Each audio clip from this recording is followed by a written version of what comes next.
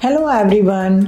आज की कड़ी में हम मीडियमशिप यानी चैनलिंग के बारे में जानेंगे कि क्यों लोग इस चैनल मैसेज पर इतना विश्वास करते हैं और ये चैनल मैसेज कौन सी एंटिटी ट्रांसमिट करती है। स्पिरिचुअलिज्म मुख्य रूप से 19वीं और 20वीं शताब्दी में एक लोकप्रिय सोशल रिलीजियस मूवमेंट है जिसके अनुसार किसी मृतक आत्मा से संपर्क किया जा सकता है। वे आत्माएं मनुष्य की तुलना में अधिक उन्नत हैं, इसीलिए स्पिरिचुअल गाइडेंस के साथ साथ ईश्वर के बारे में उपयोगी जानकारी भी इनसे प्राप्त की जा सकती है। कुछ लोग स्पिरिट गाइड्स कॉन्सेप्ट के बारे में कहते हैं, ऐसी उच्च आत्माएं जिनसे संपर्क करके गाइडेंस लिया जा सकता है। स्पिरिचुअलिज्म ने मीडियमशिप के अभ्यास को प्रोत्साहित किया।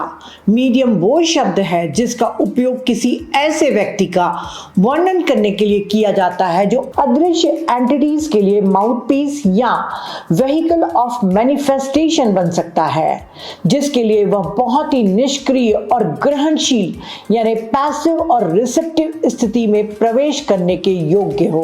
वास्तव में मीडियम और चैनल पर्यायवाची हैं, जिसका अर्थ है कि कोई व्यक्ति किसी सोल या स्पिरिट को अपने माध्यम से प्रवाहित होने की अनुमति देता है। न्यू एज मूवमेंट चैनलिंग और चैनल्स मैसेजेस पर अत्यधिक जोर देते हैं, जिसे बहुत इंपॉर्टेंट माना जाता है। YouTube पर या Google पर आपको ढेर सारे चैनल मैसेज मिल जाएंगे जो सभी हाई स्पिरिचुअल बीइंग से होने का दावा करते हैं। दुनिया भर में हजारों लोग स्वयं को भगवान Buddha, Jesus Christ, Krishna, Virgin Mary, archangel Michael या एंजल या कोई क्वीन या स्पिरिचुअल गुरु के नवीनतम संदेशों के लिए मीडियम मानते हैं, तो कुछ असेंडेड मास्टर्स से संदेश मिलने का दावा करते हैं।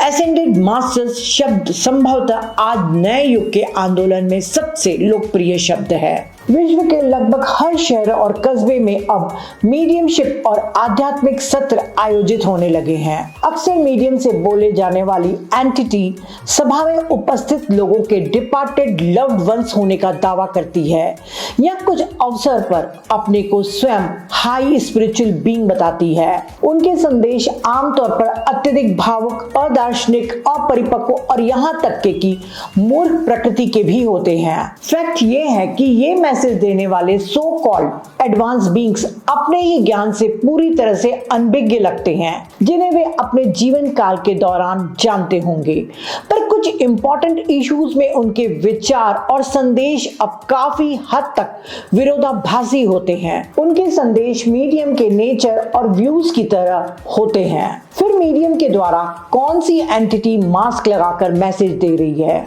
एक दुखद फैक्ट ये है कि कई मीडियम अक्सर पागल हो गए हैं, शराबी बन गए हैं, अपराध और शोषण के जीवन में उतर गए हैं और यहाँ तक कि आत्महत्या भी कर लेते हैं और कईयों का आध्यात्मिक पतन हो गया है। चैनलिंग के द्वारा ऐसी एंटिटीज मीडियम की ऑरा और मीडियम के आसपास के लोगों की ऑरा को प्रदूषित करता है और मीडियम में भविष्य में कई बीमारियों और मानसिक असंतुलन को भी पैदा कर सकता है। 1930 के दशक में गाई बेलार्ड नाम के एक अमेरिकी व्यक्ति एक प्रसिद्ध धोखेबाज और उद्यमशील व्यवसायी थे। उन्होंने पुस्तकों की एक श्रृंखला प्रकाशित की जिसमें असेंडेड मास्टर सेंट जर्मन के साथ नाटकीय अनुभवों और मुलाकातों का वर्णन किया गया था, जिन्होंने कथित तौर पर उन्हें guaranteed cosmic laws of wealth manifestation यानी कि धन अभिव्यक्ति के गारंटी शुदा ब्रह्मांडीय नियमों के बारे में बताया। ऐसे चैनल्ड मैसेज ने बेलार्ड को निश्चित रूप से मालामाल कर दिया। उसकी बचकानी कहानियों पर लोगों ने आंख मूंद कर विश्वास किया। वास्तव में एक बार उनकी योजनाओं का विवरण सामने आने के बाद यानी कि उनका पर्दाफाश हो जाने से वो जेल जाने से भी बाल बाल बच गए थे। आश्चर्य होता है कि लोग जब ऐसी बातों पर आंख मूंद कर विश्वास करते हैं। आप देखिए, अगर दो अलग अलग मीडियम जीसस से ही चैनल हो रहे हो तब दोनों के अलग अलग विचार और भावनाएं होंगी। ऐसे ही 1980 के दशक में एरिजोना में एक स्पिरिचुअल टीचर ने चैनलिंग की वास्तविक प्रकृति को दिखाने के लिए एक प्रयोग करके एक्सपोज किया कि चैनलिंग पूरी तरह से अविश्वसनीयता अंतर्निहित धोखाधड़ी, मूर्खता और भ्रम है। उन्होंने एक संडे को अपने मैसेज और टीचिंग्स देने के लिए 3 चैनलर्स को स्पिरिचुअल सेंटर में आने के लिए आमंत्रित किया। ये 3 व्यक्ति जो पहले कभी एक दूसरे से नहीं मिले थे, पर सभी ने दावा किया था और विश्वास किया था कि वे एक ही उस एंटिटी के लिए मीडियम हैं। तीनों को बारी बारी से स्टेज पर आने और मैसेज डिलीवर करने के लिए कहा गया, जिसके बाद उपस्थित लोगों के प्रश्नों के उत्तर दिए। स्टेज के पीछे चैनलर्स को एक दूसरे से अलग रखा गया था और स्टेज पर क्या बोला जा रहा है उससे अनभिज्ञ रखा गया था। कार्यक्रम के अंत में सबको स्टेज पर लाया गया।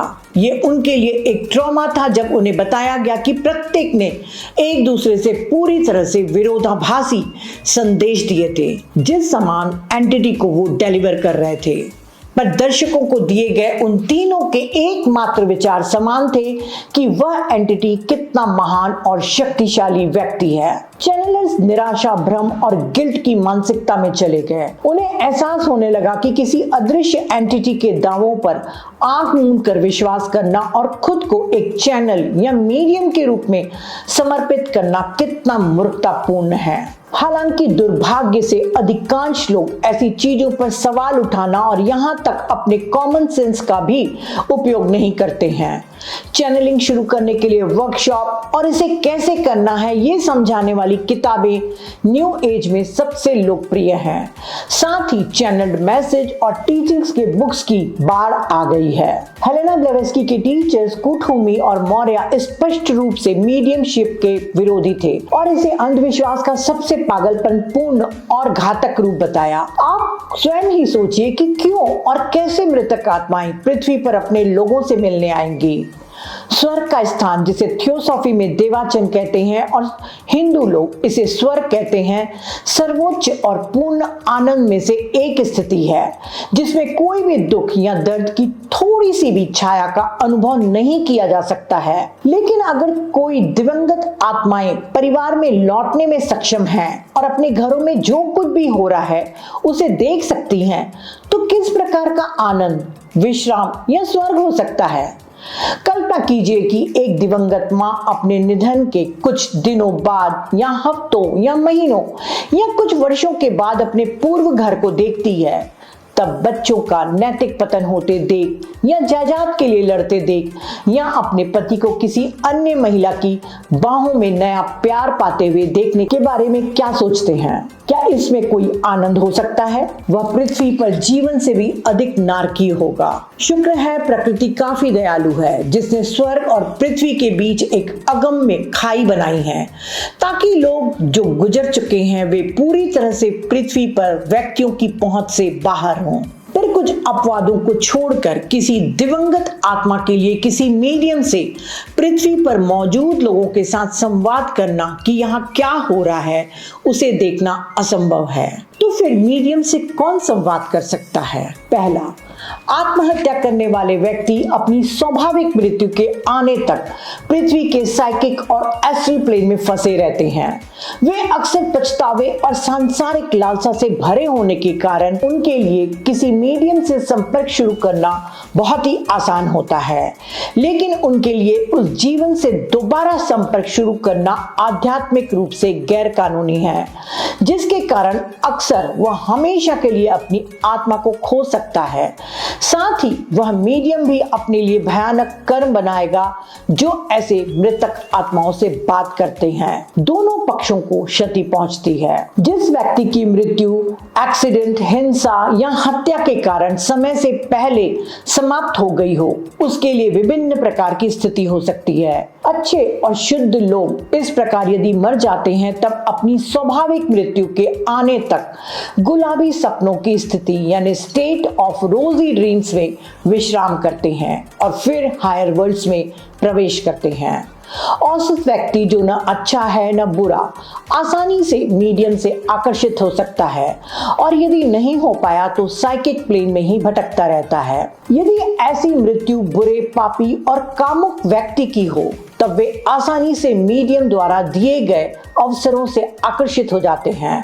कई मामलों में वे अपने व्यवहार में और मीडियम के माध्यम से दूसरों के दुरुपयोग में वास्तव में राक्षसी बन जाते हैं और अनंत काल तक पीड़ा भोगते हैं। दूसरा, जब एस्ट्रल वर्ल्ड से आत्मा स्वर्ग लोक में जाती है तब वह अपने पीछे एक एस्ट्रल शेल छोड़ती है जो अभी अभी समाप्त हुए जीवन काल के सांसारिक इच्छाओं और सबसे कामुक हिस्सों का रेसिड्यू यानी अवशेष है।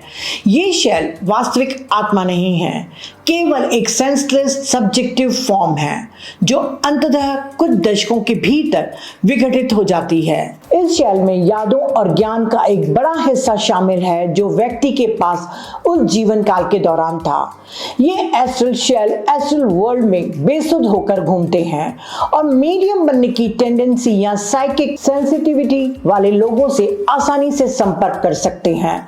क्योंकि शेल पृथ्वी पर अपने जीवन के दौरान व्यक्ति के पास मौजूद जानकारी और ज्ञान के कुछ हिस्सों को बिना सोचे समझे दोहराने और सुनाने में सक्षम होते हैं, इसीलिए कई लोग उन्हें आसानी से वास्तविक दिवंगत आत्मा समझने की गलती करते हैं। मीडियम्स और आध्यात्मिक सभाओं में संपर्क किए जाने वाली अधिकांश एंटिटीज यही एस्ट्रल शेल है जिन्हें वास्तविक आत्मा यानी दिवंगत माँ, पिता या पति समझा जाता है या कोई मास्टर्स बताते हैं कि सभी जेन्युइनली हाई और स्पिरिचुअल प्योर बीइंग्स, यहाँ तक कि स्वयं मास्टर्स को भी कभी भी मीडियम के माध्यम से खुद को चैनल करने की अनुमति नहीं है।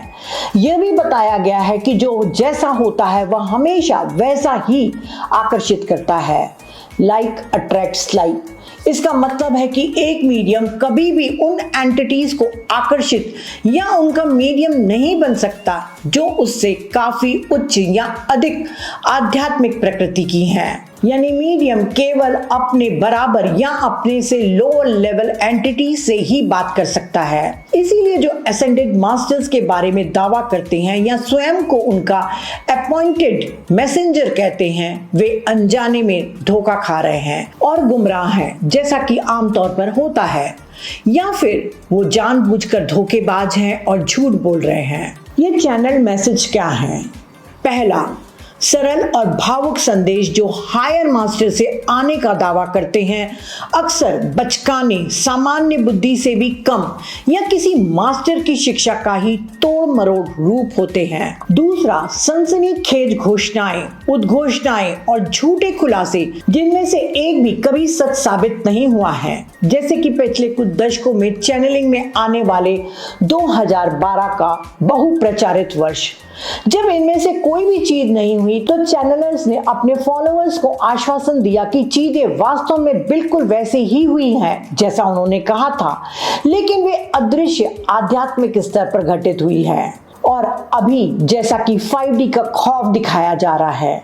पर ऐसी भविष्यवाणियों में केवल एक्साइटमेंट है, लोगों के अहंकार की संतुष्टि है कि वे सही बढ़ रहे हैं, बाकी सब पतन की ओर। और ऐसे चैनलर्स लोगों को गलतफहमी होती है कि वे पृथ्वी को बचाने के एक मिशन में काम कर रहे हैं। तीसरा, आध्यात्मिक दुनिया का बाजार अर्थहीन चर्चा शब्दों से भर गया है, जहां लोग कॉमन सेंस को हटाकर स्पिरिचुअल शॉपिंग कर रहे हैं, जैसे ascended masters, angel therapy, galactic federation of light, DNA activation code, planetary ascension, archangelic attunement, star seeds, Ashtar command, earth angels, ascension symptoms और आदि आदि। चौथा, चैनलर्स हमें ये विश्वास दिलाते हैं कि लॉ ऑफ अट्रैक्शन भौतिकता के लिए भी उपयोग करना चाहिए। इस तरह की शिक्षाएं और प्रथाएं सही अर्थों में काले जादू के अलावा और कुछ नहीं है। हमेशा इसके खिलाफ चेतावनी दी गई है और इसकी निंदा की गई है। पांचवा, चैनल मैसेज भाग्यवाद को बढ़ावा देता है। वे लोग जो अक्सर चैनलिंग को ही सब कुछ मानते हैं और सारी आध्यात्मिकता को एक तरफ करके चैनल किए गए संदेशों को न केवल गंभीरता से लेते हैं, बल्कि कई मामलों में घर, जॉब, स्पाउस, शहर छोड़कर उस मैसेज का पालन करने लगते हैं और अंत में स्वयं को ठगा महसूस करते हैं। कुछ लोग ऐसे होते हैं जिन्हें सीरियस के नवीनतम YouTube चैनलिंग को सुने बिना दिन गुजारना मुश्किल लगता है और कुछ लोग ऐसे होते हैं जिन्हें लगता है कि उनका दिन अधूरा है अगर उन्हें अपने एंजल गाइड से संदेश नहीं मिलता है। थियोसॉफी एक सत्य घटना के बारे में बताता है कि एक महिला चैनलिंग की शौकीन श्रोता और पाठक थी।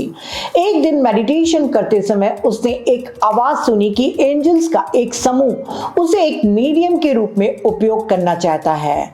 उसे आश्वस्त करते हुए कहा गया कि उसे डरने की कोई बात नहीं और उसका डायरेक्ट गाइड स्वयं आर्कएंजल गैब्रियल है। आवाज ने उस लेडी को अपनी मानसिक और आध्यात्मिक क्षमताओं को समर्पित करने के लिए कहा। लेडी ने एक पल के लिए भी संदेह नहीं किया और चैनलिंग के खिलाफ उसने कभी भी कोई चेतावनी न पढ़ी थी न सुनी थी। उसने खुशी खुशी से उसका तुरंत अनुपालन किया। अगले कुछ दिनों में उसे कई लंबे मैसेज लिखने का निर्देश दिया गया, लेकिन जो आवाज उसके माध्यम से प्रसारित हुई उसने पाया कि उसकी टोन और कंटेंट यानी सामग्री तेजी से डिस्टर्बिंग करने वाली हो गई थी और संदेशों में मानवता के भविष्य के कई गंभीर और सनसनीखेज भविष्यवाणियां शामिल होने लगी थी। अगली बार जब अज्ञात एंटिटी ने लेडी को फिर से चैनल बनाना चाहा तब उसने साफ मना कर दिया। उस रात उसे भयानक नाइटमेयर आए। जागने पर उसे महसूस हुआ कि मानो बहुत सारे छोटे छोटे कीड़े उसके शरीर पर रेंग रहे हों और उसे खा रहे हों। अगले दिन एंटिटी अपने कमांड्स में और अधिक पावरफुल हो गई, पर लेडी ने कह दिया कि उसने अब अपना मन बदल लिया है और अब वह किसी के लिए, चाहे वो जो कोई भी हो, उसके लिए मीडियम नहीं बनना चाहती। इससे एंटिटी क्रोधित हो गई। लेडी का मेंटल बैलेंस बिगड़ गया। उसने अपने अपार्टमेंट की बालकनी से कूदने की कोशिश करी और उसे मनोरोग अस्पताल में भर्ती कराया गया। फ्रेंड्स, ऐसे ही कई लोग हैं जो विवेक और भेदभाव की कमी के कारण चैनलिंग के खतरनाक जाल में फंस गए हैं। हायर साइकिज्म नामक बुक में टॉरकॉम ने साफ बताया है कि मीडियम बनना सबसे बड़ा खतरनाक काम है। छठवां, मृत मनुष्य जिनकी मृत्यु अस्वाभाविक हुई है, यदि उनके पिछले जीवन काल के दौरान उसके पास कोई विशेष धार्मिक या आध्यात्मिक रुचियां थी, तब वे एस्ट्रल प्लेन में फंसे हुए किसी चैनल या मीडियम के माध्यम से पृथ्वी पर अपने ज्ञान को प्रचारित करने का प्रयास करने में इच्छा महसूस कर सकता है। उनकी शिक्षाएं और विचारधाराएं पूरी तरह गलत हो सकती हैं, लेकिन स्वाभाविक रूप से वे मानते हैं कि वे सही हैं। ऐसे एंटिटी अक्सर सशक्त अधिकार के साथ बोलती हैं या अटेंशन और अट्रैक्शन पाने के लिए महत्वपूर्ण मास्टर के नाम या पर्सनालिटी का मास्क अपनाती हैं। कुछ अतिरिक्त आत्माएं अपने चैनल को अपनी इच्छाओं और भूखों को संतुष्ट करने के लिए भी उपयोग करती हैं, जैसे कि एक प्रसिद्ध और एक महिला चैनल के मामले में है जो अब मृत हो चुकी है। वह जब अक्सर उस विशेष एंटिटी के संपर्क में आती थी तो उसे स्मोकिंग, शराब पीने और कुछ प्रकार के मांस खाने की अनियंत्रित इच्छा होने लगती थी। सातवां, जीवन के हर क्षेत्र की तरह इसमें भी महत्वाकांक्षा और इच्छा महान जाल है। उदाहरण के लिए यदि किसी के पास आर्कएंजल रैफेल के लिए मीडियम बनने की इच्छा है तो वह बहुत आसानी से खुद को यह विश्वास दिला सकता है कि जिस एस्ट्रल बीइंग के साथ वो बात कर रहा है वह वास्तव में वही आर्कएंजल है। आठवां, एलिमेंटल बीइंग्स जैसे कि कुछ प्रकार की नेचर स्पिरिट जो चैनलर के थॉट फॉर्म को जीवंत बनाने के लिए एंटरटेनमेंट कर सकती है। मीडियम जिस पर विश्वास करता है और सोचता है उसी का मास्क लगाकर ये एलिमेंटल्स उसके साथ संवाद करते हैं। एलिमेंटल्स का एक विशेष उन्नत समूह भी है जिसे हेलेना ब्लेवस्की ने स्टार ऋषिज कहा है, जो जानबूझकर उच्च आध्यात्मिक प्राणी होने का दिखावा करते हैं, जैसे पैलेडियन, सीरियस, आर्चूरियन आदि। चैनलर्स और उनके चैनलिंग बार बार नए युग की घोषणा और उसकी शुरुआत करने के बारे में कहते हैं, लेकिन गंभीर सच्चाई यह है कि अंधविश्वास, अज्ञानता, भ्रम और भय जाल से मानवता के लिए एक नए युग की शुरुआत में बाधा डालते हैं। नौवां, दुष्ट मनुष्य कुछ मामलों में जिसे डार्क ब्रदरहुड या ब्लैक लॉज कहा जाता है, उनका इरादा आध्यात्मिक लोग जो दुनिया में प्रकाश और ज्ञान ला सकते हैं उसकी उपयोगिता और लाभ को नष्ट करना है। लोगों को भ्रमित करना और लोगों का ध्यान ठोस आध्यात्मिक सत्य से हटाकर कोरी कल्पना और कल्पना के जाल में लगा देना है। इस तरह के प्राणी अपने उद्देश्यों को पूरा करने के लिए किसी भी एनलाइटेंड बीइंग्स, गुरु, आर्कएंजल या स्टार बीइंग का नाम मिसयूज कर सकते हैं। आज इतने सारे आध्यात्मिक लोगों को प्राचीन ज्ञान के प्रति इतनी घृणा क्यों है? क्यों इतने सारे लोग बुद्ध या कृष्ण से संबंधित नकली शब्दों को उत्साहपूर्वक और उत्सुकता से सुनते हैं, लेकिन धम्मपद या भगवद गीता या वेदांत को पढ़ने में कोई दिलचस्पी नहीं दिखाते हैं?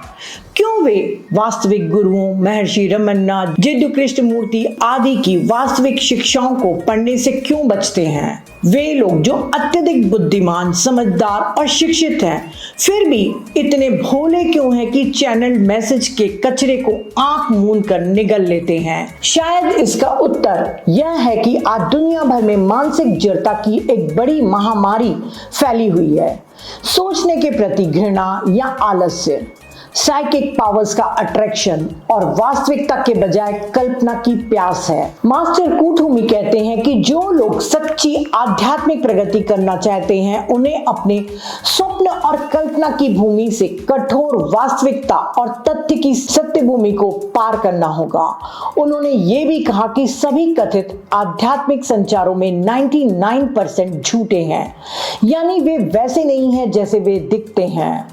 अर्थात आध्यात्मिक प्रगति के लिए कोई शॉर्टकट नहीं है। ब्लेवेस्की कहती हैं कि जहां लोग मीडियम को एक आशीर्वाद और एक महान विशेषाधिकार मानते हैं, दूसरी तरफ हम थियोसॉफिस्ट ऐसे उपहार को सबसे खतरनाक असामान्य तंत्रिका रोगों में से एक मानते हैं। कुल मिलाकर मीडियमशिप सबसे खतरनाक है। अंत में वे कहती हैं कि जितना अधिक मैं मीडियम्स को देखती हूँ, उतना ही मैं अधिक देखती हूँ कि मानवता खतरों से घिरी हुई है। रामकृष्ण के परम शिष्य अभेदानंद कहते हैं कि मीडियमशिप का अर्थ है मन और शरीर की ग्रहणशील या नकारात्मक स्थिति। यदि कोई व्यक्ति सकारात्मक है तो उसके लिए एक मीडियम बनना बेहद मुश्किल होगा। वेदांत दर्शन मीडियम को क्यों स्वीकार नहीं करता? भारत में योगी अपने शिष्यों को कभी भी नकारात्मक या निष्क्रिय अवस्था में जाने की अनुमति नहीं देते। वे इस बात को जानते हैं कि हम मृतकों के साथ संवाद कर सकते हैं, लेकिन वे ये भी जानते हैं कि मीडियम बनना एक विनाशकारी प्रक्रिया है, रचनात्मक नहीं। ऋषियों ने राजयोग नामक एक प्रणाली की खोज की है, जिसमें उन सभी अद्भुत घटनाओं का वर्णन किया गया है जिसमें नकारात्मक स्थिति में जाए बिना या किसी भी आत्मा को इच्छा और मन समर्पित किए बिना वैज्ञानिक रूप से ज्ञान प्राप्त किया जा सकता है।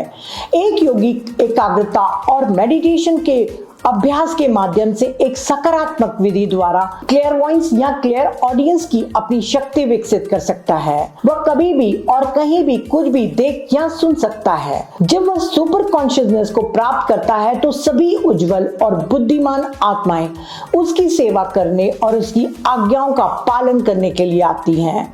वह दिवंगत आत्माओं का गुलाम नहीं है, बल्कि वह स्वामी है। तो फ्रेंड्स, इस वीडियो के माध्यम से आपने समझ लिया कि मीडियमशिप कितनी खतरनाक और कितनी भ्रामक है। ऐसी मूर्खतापूर्ण भविष्यवाणियों या कोई भी मैसेज को फॉलो आप मत करें। यदि आपको भी कोई मैसेज मिलता है तो उचित समय पर करने के लिए सोचें। जल्दबाजी में जॉब छोड़ने, शहर छोड़ने या कोई भी काम करने का निर्णय न लें। यदि कोई गुरु या मास्टर आपको कुछ गाइडेंस देना चाहेगा तो वे आपकी हायर सेल्फ के द्वारा ही देगा। इसीलिए मेडिटेशन करके अपने हायर सेल्फ से जुड़ना चाहिए। और जो भी आज विश्व में ऐसे चैनल मैसेज की बाढ़ आ गई है, उन सब से आपको दूरी बनाकर रखना चाहिए। रोज मेडिटेशन करिए और सचेत रहिए। Thank you.